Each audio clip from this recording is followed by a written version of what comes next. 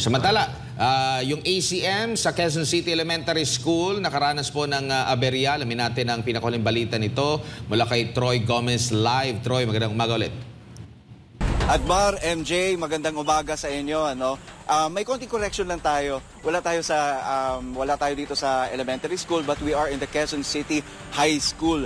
And kanina nga, mga kapartner, MJ Admar, wala pang alas 7 ng umaga ay 2 beses nang nakaranas ng aberya ang isang ACM dito sa Quezon City High School.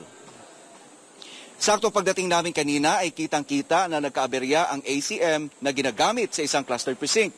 Ayon sa isang poll watcher, 6:05 ng umaga ay nahinto ang operasyon dahil sa ayaw tanggapin ng makina ang balota.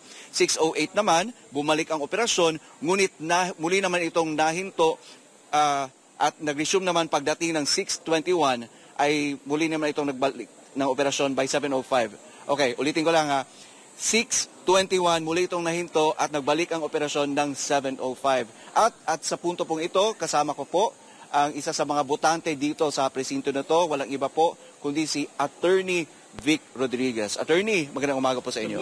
Good morning MJ, good morning Admar, at magandang umaga sa lahat ng Pilipinong nakasubaybay at bumoboto at boboto ngayong araw. Attorney, kamusta naman po ang inyong experience sa pagboto ngayong umaga?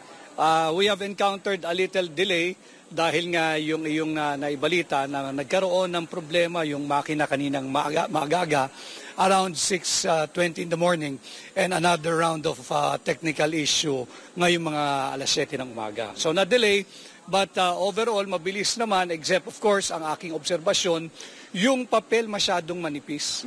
And it cannot be like this every election na ipinapaalala o ipinapasa yung burden na wag masyadong madiin yung pag-shade, sapagkat alam naman natin, tinta yan eh. Pagka sinade mo ang isang papel na napakanipis, ang tendency talaga niyan tatagos sa likod. So there must be an honest to goodness approach to an election na hindi na tayo nagkakaproblema every now and then.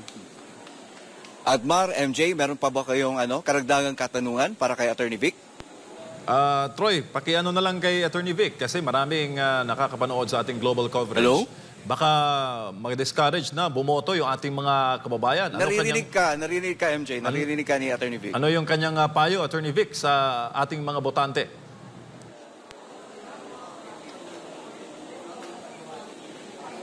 Ang aking maipapayo ay sa inyo pong pagboto ngayong araw na ito, isipin ninyo na sa pagkakataong ito, ang panalunin naman natin ay ang ating inang bayan at ang mga Pilipino. Bumoto po tayo ng wasto.